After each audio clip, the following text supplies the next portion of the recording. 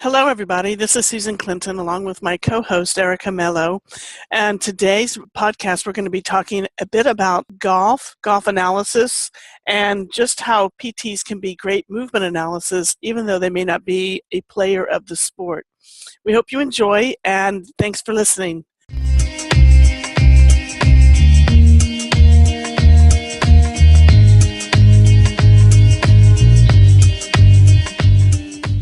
Hi, everyone, and welcome to our podcast, Tough to Treat. This is Susan Clinton, and I'm here with my co-host, Erica Mello. And today we're talking a little bit about golf swings and golf analysis. For those of you who have never looked at golf swings or don't think you can do a golf analysis, it's all about the movement system and thinking it as a physical therapist and just breaking it down and looking at it. I'd like to wish everybody out there a very happy new year. It's been very, very cold here in Pittsburgh and in New York, where Erica is, and we hope everyone is staying warm. In my part of the world, there's a fairly small window of time to be able to be in your game of golf, because it's certainly weather dependent. Yeah. And once we start getting into the very cold days of November and some of the icy rain and the winter temperatures, we have people who lay off of golf for quite some time before they can re-embark on the journey in the springtime. I know. And I've learned a lot from you listening to you talk in one of our earlier podcasts about the junior golfer. Yeah. You've been seeing, and I know that you have, you tweet a lot about it, and you've done a lot of work with golf. Yeah. And so I'm going to use this podcast to actually do the thing that we love to do best, which is pick each other's brains on some strategies and things. I had a gentleman who came in to the clinic. His wife bought him an evaluation and treatment session, a wellness session. Awesome. Because he wasn't having pain, but he was having problems with his golf swing. That's all she knew. She was like, I don't know what else is going on, but he constantly is complaining about his golf swing. Yeah, I wish more people would do that, right? Wellness. I mean, that's what our profession should go for. So this is going to be good. Yeah. So he came in, and I told him, we talked a little bit on the computer, emails before he came in. Here's a little bit of intake information. I still have to get intake information even for wellness clients that aren't coming for, specific, like I have pain in my shoulder every time I do this. And I told him, I said, just bring your putter and your driver. And I had to go back and do a little looking and a little studying myself before he came in. I just wanted to be up on a little terminology, because I think it's nice when they start talking terminology, I know what it is. Things like dress the ball. Right. And right. Address the ball, exactly. Yeah, exactly. And there's the various things that they use with swing, and when they talk about the greens and the all of the different and the stuff. chip shot. Yeah, that was actually kind of cool. And I looked at a lot of videos that they have out of swing, just to kind of reacquaint myself and kind of break it down as a PT would before he came in. And one of the things that I noticed about swing, this was so cool, was how close their feet really are together. Yeah. When you look at the pros really swing, and there's a number of YouTube videos out there that show them side by side, and they all have differences. So you look for the things that are kind of that you can see that are the most similar. One of the things that I noticed is, as they swing from right to left, the left leg is the flagpole and the right leg is the flag. So as they swing, they rotate around that left leg. The right leg, bends and comes over, and and they have this beautiful spiral that goes all the way up. Yeah. Including their head, neck, and eyes. Yes. And he was a right-handed golfer, right? I would imagine. Yes. Yeah. And the left foot really doesn't come off the ground. No. The back leg does, right? So if they don't have any rotation in their left foot, or any kind of, if they have a stiff right foot, they're going to just compensate somewhere else. And I'm just going to digress for a second. Please do. I had a patient who was a golfer, actually, and she had some back pain, but she left golf similarly in the fall, went to play paddle tennis, which is an outdoor winter sport, apparently. And she had issues with her back when she served. And just to stress the importance of the foot, she had no push off in her foot at all. She didn't have any, she was just losing control in her foot. So I taped her foot, and she was fine in her back. So the importance of the feet in golf and in tennis are so important.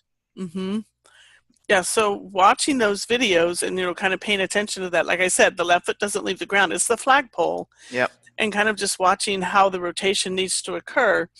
One of the things, I kind of started putting together, like, what would be the key things for me to look at Mm-hmm. after I hear his story, of course, but, Mm-hmm. just have an idea of kind of maybe where I would want to go. And of course, one of my go-to things is standing, keep your feet on the ground, and totally twist your whole body around. Eyes, Yes. head, neck, shoulders, back. Yeah, like a standing body Yeah, twist. yeah, Yep. exactly. And take a look at that from side to side. Yep. And maybe see where things are moving well, where things maybe you're getting a little hung up. What's happening? Mm-hmm. What does that Mm-hmm. whole kinetic chain look like?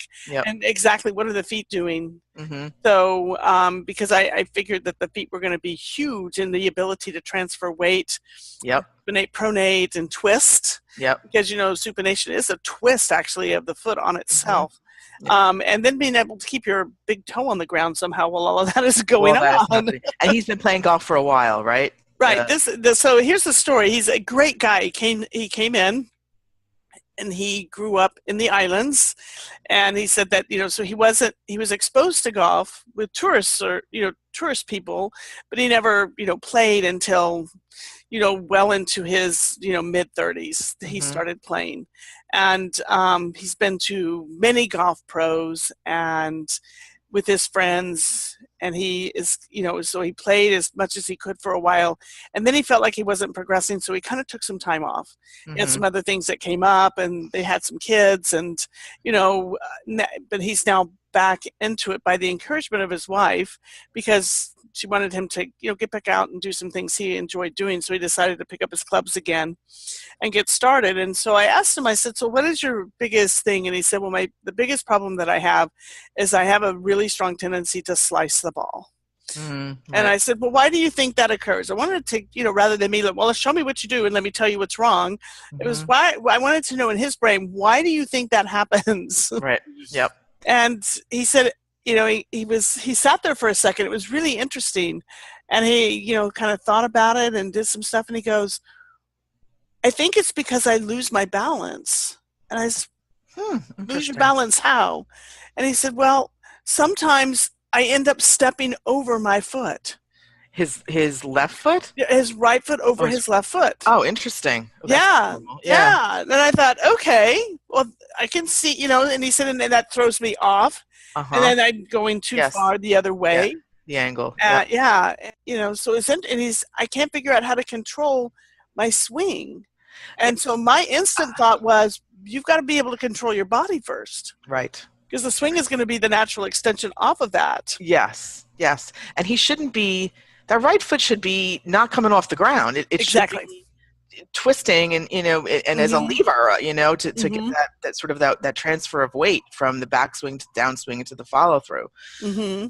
Interesting. It was very interesting. So I thought, okay, balance issues, let's take a look and see what's going on. So we talked a little bit more about, what he wanted, what his hopes were, if he could play very well, what would that look like, just some things so I could kind of get an idea of his goals and what he really wanted to accomplish. And, so he decided that what he really wanted to accomplish was to decrease the incidence of slicing the ball, and increase the length of his drive. Okay, reasonable. So I goals. thought, okay, that's good. Let's just no. And I explained to him. I said, I'm not a golf pro. I'm not going to, uber analyze your swing like a golf pro would do. But what I am is I can look at your body and see what you're doing in your body, see if we can create some changes there that will change your swing. And then if it needs to be cleaned up, your golf pro is perfect for that.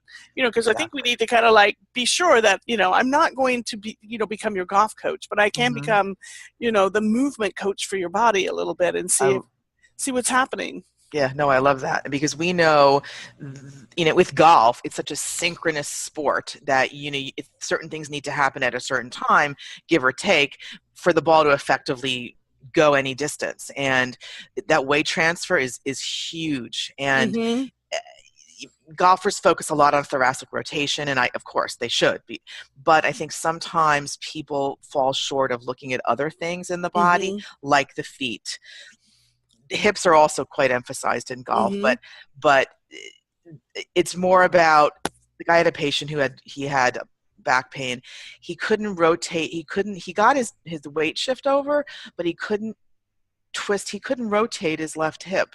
And sometimes with golf coaches, they tend to look at different aspects of the golf swing. And so I think if you are treating patients who are golfers, then I would strongly advise you to contact their coaches or their instructors, especially if they're really working and competitive and things like that, or their handicap is really important for them, and I think that's a good communication, because they'll appreciate that. Yeah, exactly. And the thing is that he was beginning to feel that he was, one of his frustrations is he felt like he was holding his friends back when they would go to golf because he wasn't improving as fast as he thought he should be. Right. And and I can get that. When you're standing there and somebody's watching you, then the pressure's on and the adrenaline's on a little bit. And, and he said, when I practice, I'm better than when I perform. Yeah. I'm in a game. And, so we talked a little bit about that. And I said, well, when you're actually on the course, it is different from practice. So I'm thinking about, okay, so let's take a look at balance. Let's take a look at rotation, and let's take a look at, variance of practice, so it might help him achieve a little bit more variance during the game. So he said, when you practice, you're in one place, one going one direction all the time.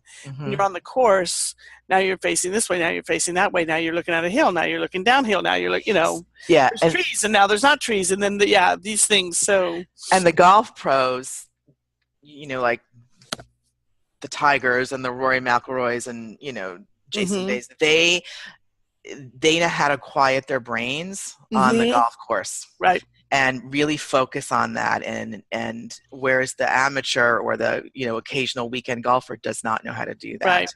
And a lot of that, when you're at high performance like that, it's all about the brain. It's all about just, even if you have back pain, these guys seem to get it done. Yeah. It's like the graded motor imagery would come in really handy. So it was really good. So I did have him take his shoes off before we did. It's like, we're doing this and we're going barefoot. I need to see, all the way up and down. And so, we just started with just that, standing, twisting, rotation. And, his feet moved fairly well. Where he didn't move well at all was his hips and his lumbar spine. And then everything else was taken up into his thoracic spine. So you could see, what was going on there. And, and he was a little slow with his head and eyes to come around too, even after coaching. Like, I just want you to just turn quickly. And, the eyes and head would be really slow kind of coming around. So I just kind of noted that, made a couple of little notes, thinking, let's see what happens when we put it together with some other stuff.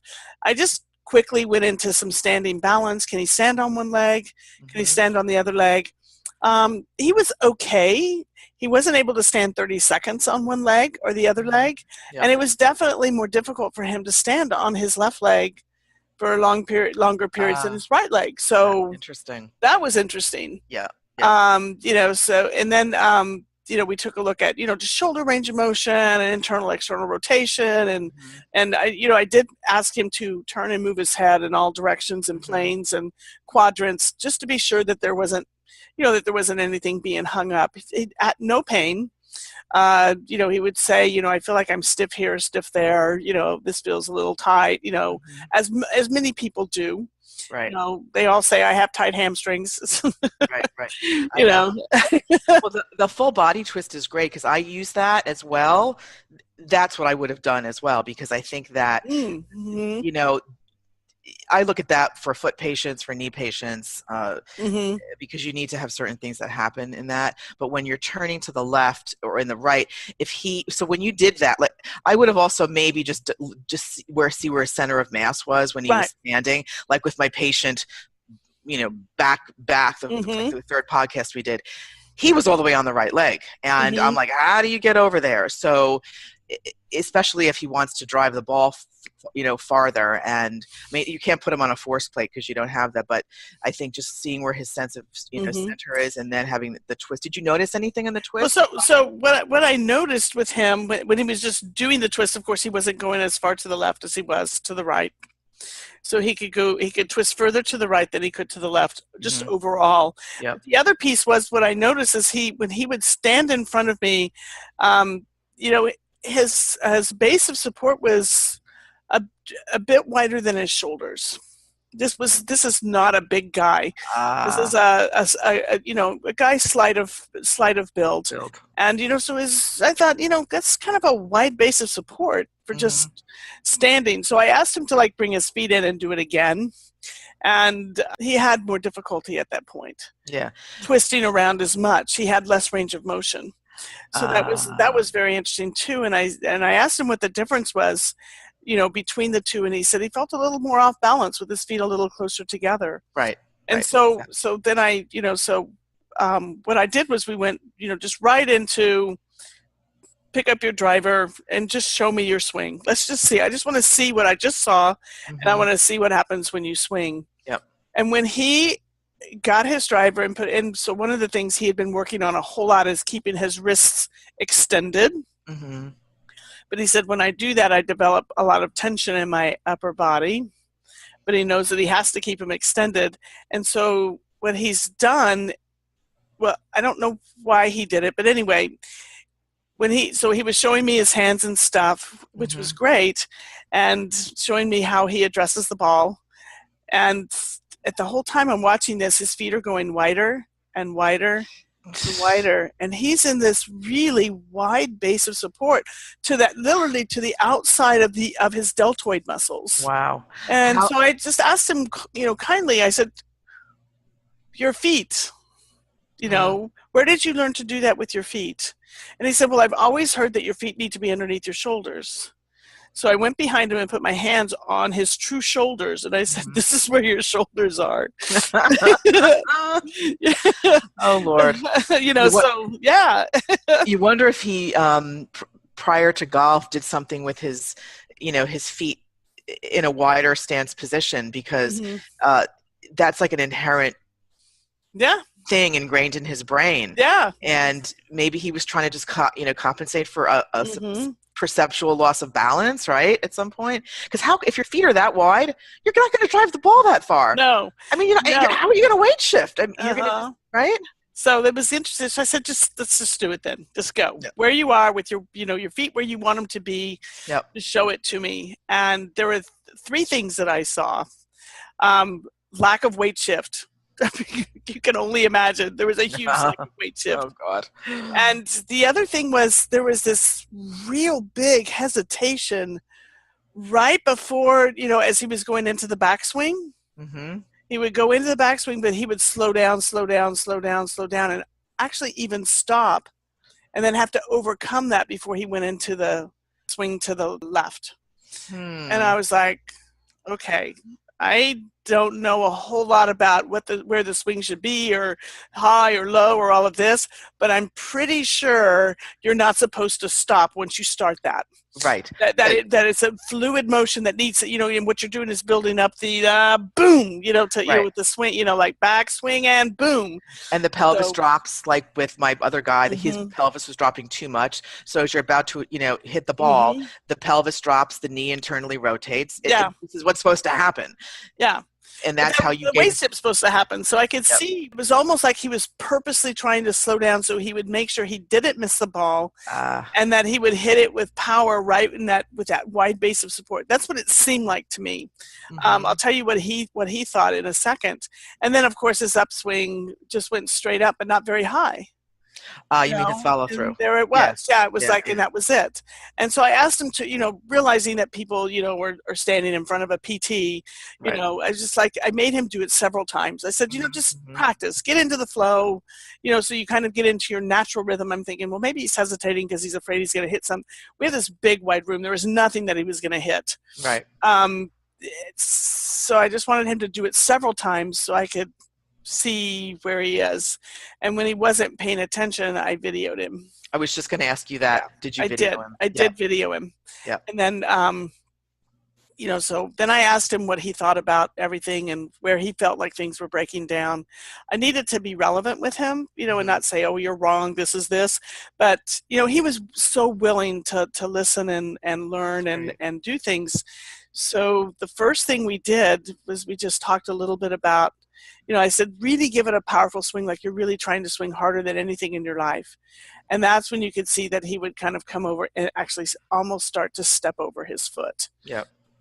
And so he had, he just was trying to stay in that coronal plane. And so that concept of coming up the transverse axis all the way through, knew he needed to rotate, but I don't think he understood what that meant. Yeah, so you're saying that he was limited in the body twist to the left. Yeah. So did he have enough thoracic rotation? Yeah. And his left hip was rotating appropriately? No. It wasn't. No. Okay. His lower body was staying in the coronal plane. So from waist down. Yeah. Okay. And so but he thought that was rotation. That's what's so cool. When you ask people what those words mean, show me, he said, oh yes, rotate. And I said, show me what that means. And he would swing his hips side to side. It was like, okay, that's what you think rotation is. So this guy is from the islands. I said, do you ever salsa dance? He looked at me like I was insane. So I got in front of him so he could kind of see what I was doing. A salsa move is dropping and rotating the pelvis back as the knee softens. And it's basically that movement that you need around the transverse axis, through the lumbar, pelvis, knees. He was holding himself so stiff and just going, left to right in the coronal plane. So I got him to kind of like start playing with that a little bit. Yeah. Then I actually had to go back behind him and get on his pelvis and say, this way and this way and this way, kind of almost like that stepping kind of thing. At first I had him just even pick up his foot just so he could get the idea of moving. Yep. And then we kept the feet down, and I said, just shift your weight on your feet, because he could shift his weight on his feet. He could pronate and supinate. He did it in the standing rotation. He just didn't know how to pull it all together into golf. Synchronize it. So he finally got the feeling of rotation, which was so cool. For the first time I said, this is rotation, and he was like, oh. You could just see that he just thought, I didn't even think I could move that way. Yeah. Sometimes you used to have the person standing in front of you, whether it's a golfer or not. I call this like checkpoints, for rigidity, and I'll try and weight shift the pelvis. I'll try to move their thorax. I'll try to like rotate their shoulder girdle, try to move their head. And if they're standing there like a stiff board, especially with golf, it's like flying a plane. If you're checking your engines and they're not cool, you need to sort of take a step back, right? So if the pelvis is not shifting, if the thorax is not moving, you almost need to give them a little salsa, like you said. That's great. Because they can move. Their just brains aren't coordinating that movement pattern with the task that they're actually doing. Right. And he's so focused on hitting the ball and keeping it going straight because he's so afraid of slicing that he's not moving at all from like the mid, from like underneath his ribs down. And he's just staying coronal plane. So that was interesting because that took some time to get him to feel okay about that. Yep. And then, so once he had that, we were able to bring his base of support in a little bit. And then I just made him put the golf club, I didn't make him, I asked him to put the golf club down in a position where he felt like he wanted to address the ball. I said, just hold it there and do that salsa movement. And see what happens. And, and I said, and mess with your feet. Stand a little closer together, stand a little further apart, see where it moves the best. Yes. So he could figure it out. Yep. And so he actually figured out that as he brought his feet closer together, he could actually do that salsa movement a lot easier than when he was in that wider base of support. Right. It makes sense from the physiological point of view. How can you rotate when your feet are so far apart? Right. And then the other thing, so then I said, now just swing the club again. The club. Yeah. Still had the hesitation and the stuff, but he actually started moving through his hips and knees, which was really cool to see. And, you could tell that his central nervous system needed a little time to coordinate. So we kind of played back and forth with some stuff. And I didn't want to keep doing the same thing until he got frustrated. It was like, okay, that's good. That changed a little bit. Now let's try this. And I said, let's just do some swings without the club, with just your arms going through and pretending you have the club. And, all I want you to think about is keeping your big toes on the ground as you do it so that his right foot wouldn't come up and try to cross over. Right. Keep the big, I said, right foot can do whatever you want to do. I talked to him about the left being the flagpole. So that's where the twist is going to, he's going to stay on the ground there. I said, the right foot's going to come up some, but keep your big toe down. Hmm. And so then we did the little salsa move again so he could feel it. And then he did a swing. And I think for the first time, or at least what I saw for the first time, was I saw that right knee, and leg begin to rotate around the left leg, Yep. around, but his foot stayed on the ground. And so it made him like actually rotate up a little bit better, so he was out of that coronal plane so much. Right. It's like spinning on an axis. Yeah, Almost. exactly. So that's where I left it, because we were getting close to, I was willing to spend, 1 or 2 hours with him, but at some point you just fatigue out. Yeah. Yeah. So that's where we left it. We went back and we grabbed his, driver again. Hmm. And I said, just do it. And so he did. Still hesitation on the backswing, but he was getting the rotation better. And you could hear the wind when he like swung that club. Yeah. You could hear the whoosh for the first time. Wow. Time, That's which great. was really cool. Yeah. And, so then all I did was I just coached him. I said, now, when you do this, once you raise that club up, don't stop. I want you to just go for it. Hmm. Just go for it. And so it took him a little while, but he finally got to where he wasn't hesitating and actually coming to a complete stop on the backswing.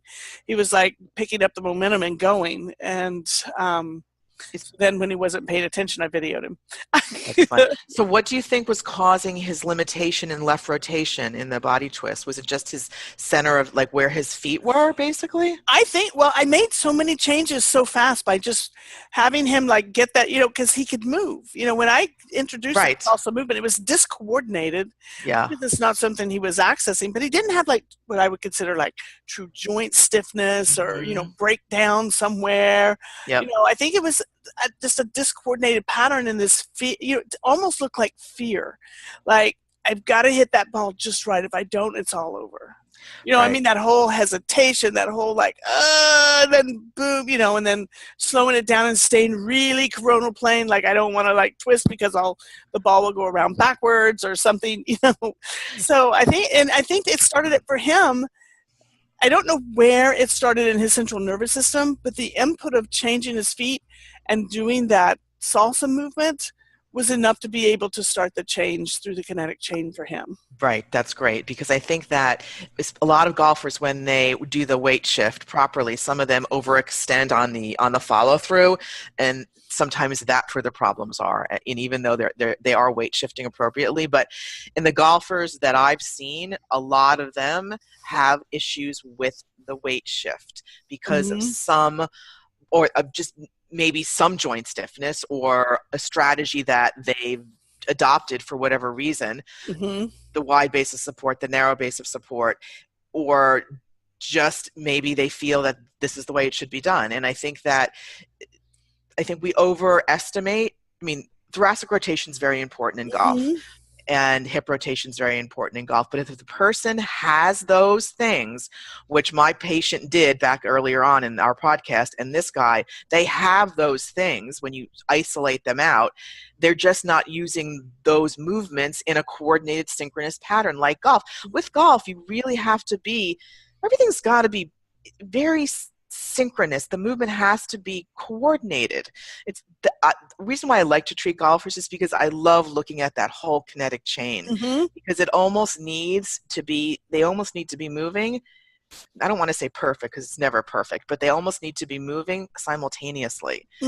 And if you can make a change at the feet or the center of balance, the base of support, I should say, and you can see everything, the nervous system adjusts, and then he's like, oh yes, I can do this, but without making him aware of it, or without what's the word I'm looking for, like the salsa move that. I think that was a really great idea, because he had the motion, and you just by telling him, well, you have the motion, you can do this, that's not going to like get him to hit the ball better, right? No, and I wanted, but the thing that fascinated me and continues to fascinate me sometimes when we talk about this kind of stuff between you and I is when you stand back and ask somebody, just the simplest things, you tell me where you think you're having problems, because I think that's important. Yes. They have it in their brain, if I could just do this better, I'd be fine. And it may not be that at all, but if you could help them kind of approach and understand that we can get that better if we move a little more here.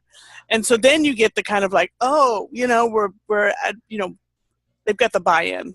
Yep. This is Yep. where my problem is, but we're going to approach it from a different, I said, you've tried these other ways to do this.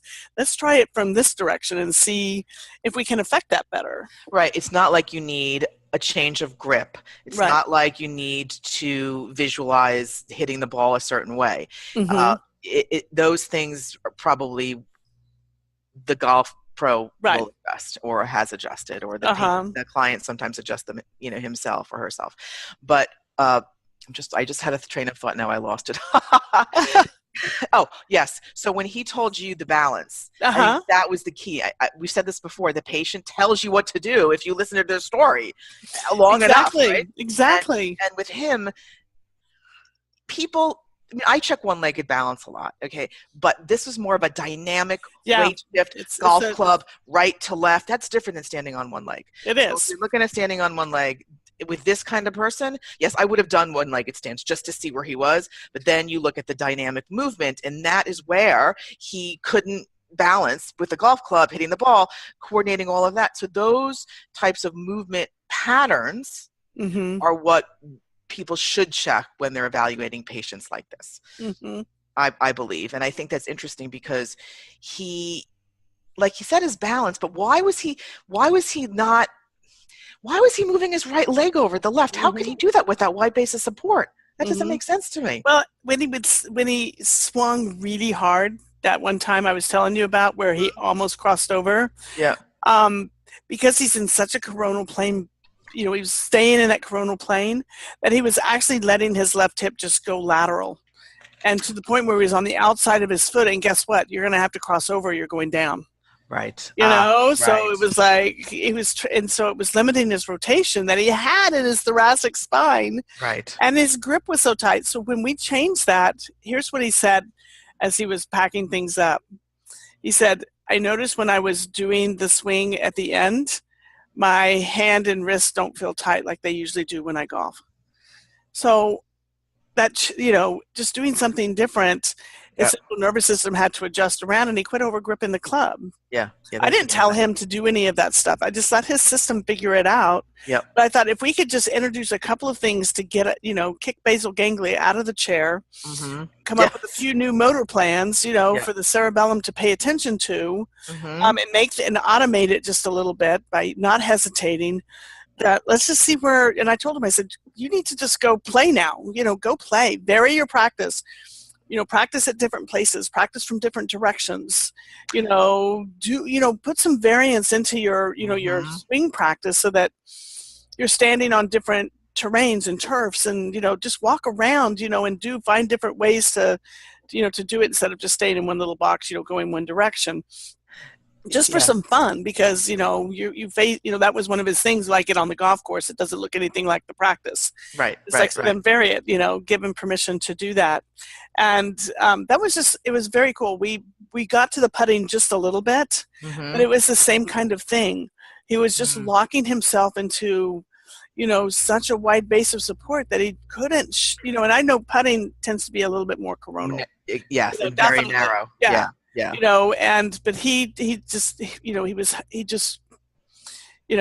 that wide base of support limited even that, that smooth motion, and it was limiting his ability to use his thoracic rotation. When you're like bent over, it's that rotation of the thoracic spine, as I'm trying to do this for you on the video. And when I brought his feet, I said, just come in a little bit.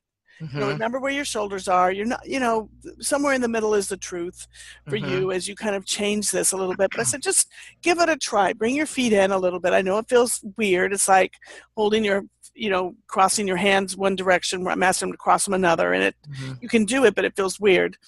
And I said, and just, practice a few putts. And he was able to rotate through his trunk so much easier. And so I'm hoping that will give him better control in his putts, but we'll see. He wanted to just address it like 5 minutes, so we did just a little bit about how he could change his practice there, and so that's what we did. And you almost wonder that if with the wide base of support, if he had to be that rigid, even though he had the right rotation, like there's no place for rigidity in a golf Mm-hmm. swing. There is a place for control, but you may have all that motion, but when Mm-hmm. you're address the ball, you've got the golf club in your hand, you're so stuck in your ways that your arms have to be at your side, obviously, but a lot of Mm-hmm. people tend to be very rigid, like when you weight shift them. So I think it's really important to do the weight shift. Even Mm-hmm. if they're coming in with neck pain and they play golf, you're doing the weight shift. You're Right. doing you absolutely have to do wrist pain. I had a patient who had wrist pain, and she had her shoulder bothered her. No, Mm-hmm. her shoulder bothered her when she swung the ball, her left shoulder, and she had limited supination in her wrists.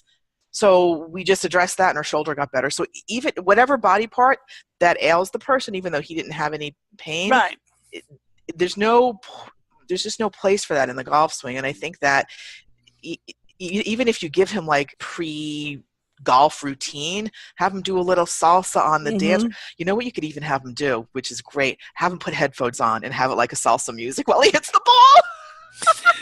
While he Maybe that would be practices. great. We'll work into that next time. I did give him 2 things to do before he walked up and dressed the ball. The first one was to do a little bit of the salsa moves. Yeah, great. Easy.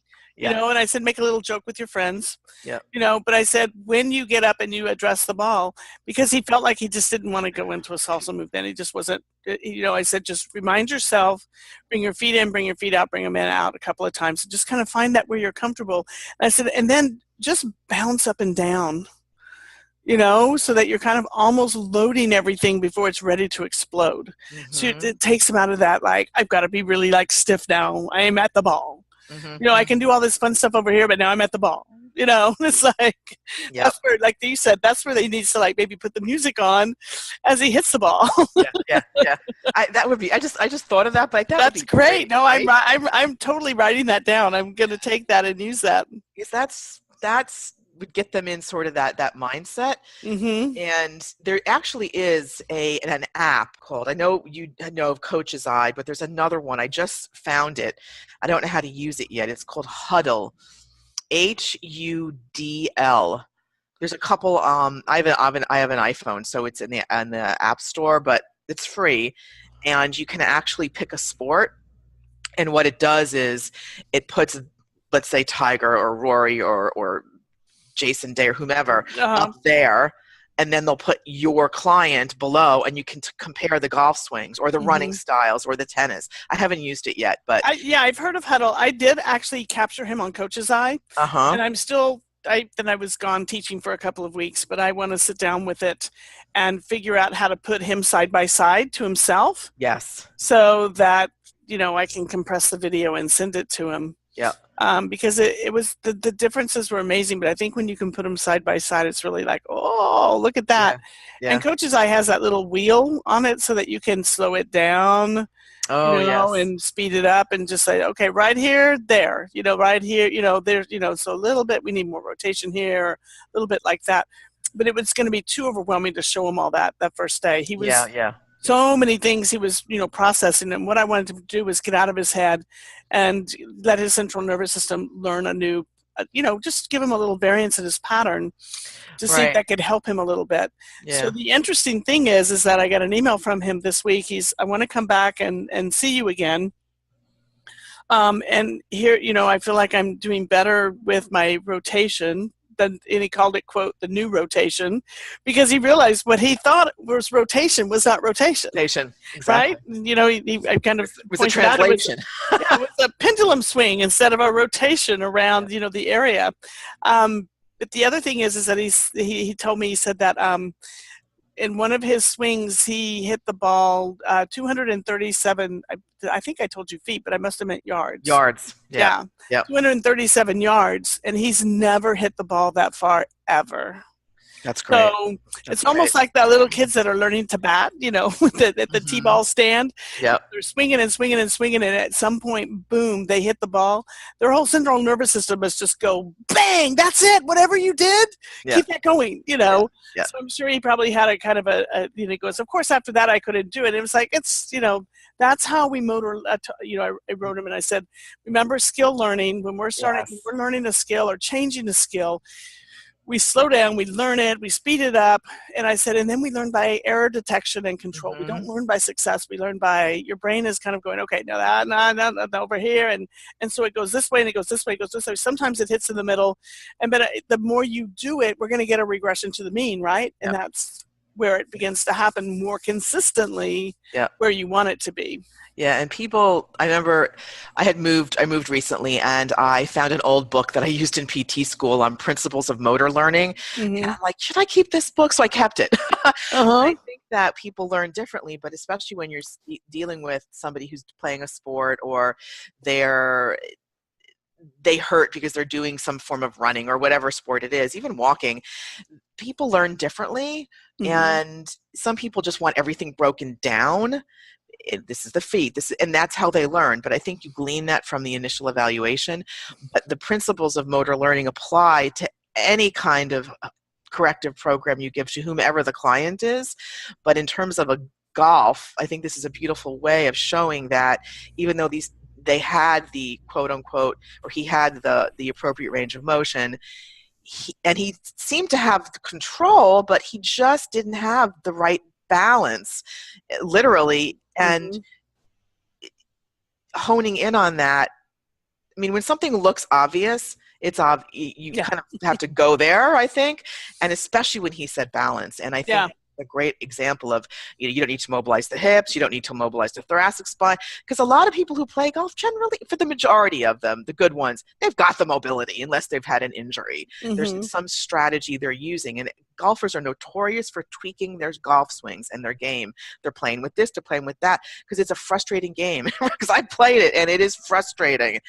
If you're not hitting the ball properly, or if you're slicing, the slice is like the golfer's worst nightmare. It really is. And it's amazing when did he say which way he was slicing, like right or left? No, he didn't. That's a good one for me to ask.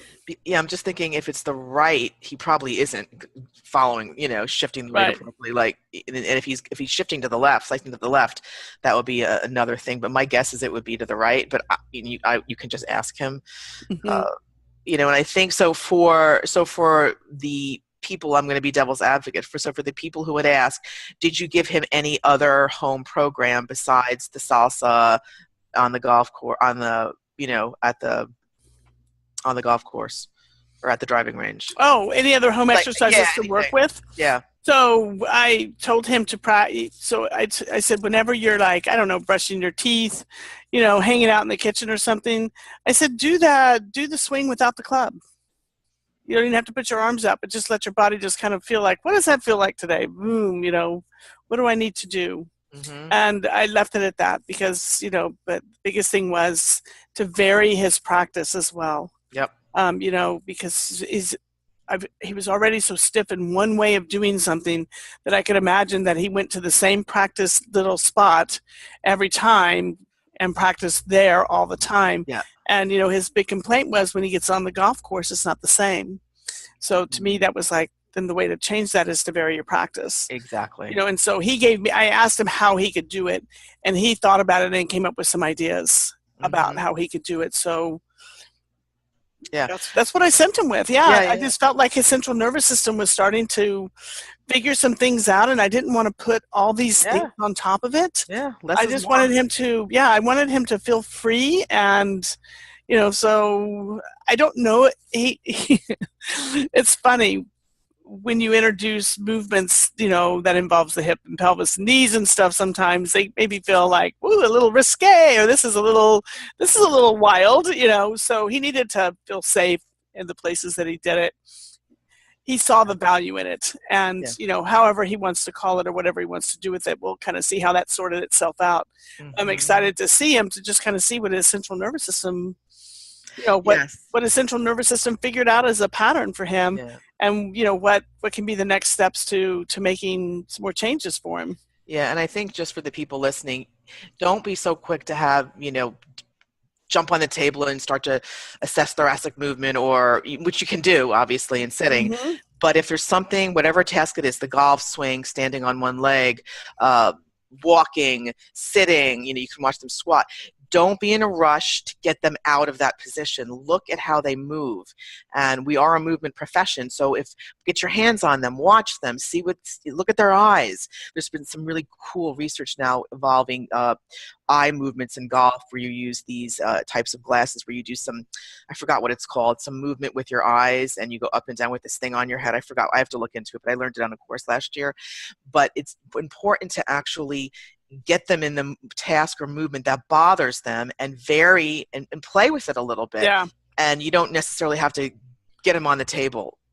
I take a long time to get a person on a table. I don't know about you, but I spend a lot of time just talking to them and having them tell me what they think their problem is and move. Mm-hmm. It's funny because people are coming in, and I'll be in the room, or I'll go in the room and they're on the table already. I'm like, get up. And they're on the table if I get a word. I'm like, get up, get off the table. You're not lying, you know? Right. So, I think most of the time our clients know that when they are coming in the second or third time, they hang out in the chair till I get there. Yeah, because totally. they know we're going to be moving first. Yeah, before we do anything, that may be table related. But yeah, it was just, here's a healthy, normal guy coming in, just listening to him talk, and he didn't. How do you say?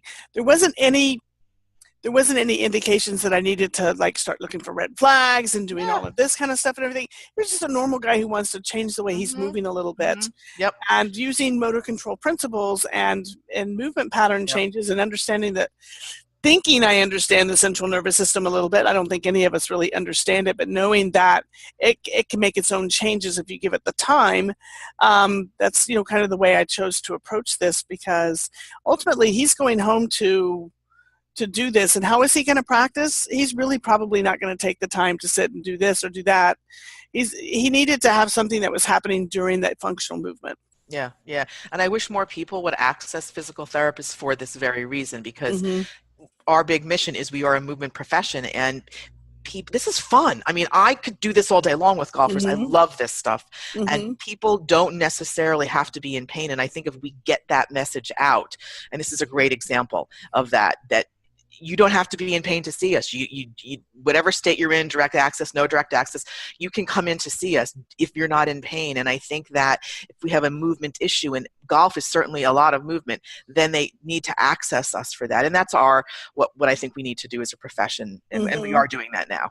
So it's great. I love this story. You'll have to keep me posted. Is he going to come? When's he coming in next? We like I said, I've been traveling the last 2 weeks, so we're going to touch base, and he likes to come in when I'm home, so because he can sneak in on a Saturday morning. Oh, nice. Yeah, so it works out well because of his work schedule and everything else. So, so he'll be in probably in the next couple of weeks. Awesome. Yeah. This was a great one, Susan. I liked it. I really did. A lot of fun. Yeah. That's why I wanted to do it. After I did that, I thought, this has to be our next podcast. This is I know. So much fun to talk to Erica about this. Yeah. So I could pick your brain on strategies and what you look at too. So yeah, and it really goes to show you the importance of once again, thinking out of the box, and the balance, and listening to the patient, and not jumping to your conclusions. Don't be open-minded about this. And that would be my, sort of final words. Just be open-minded when you see people. A lot of times the cause of their problem is not where you think it is. Yep. All right. Thanks for listening, everyone. Thanks, and guys. I will see you, Erica, on our next podcast. Sounds good. Bye. Bye.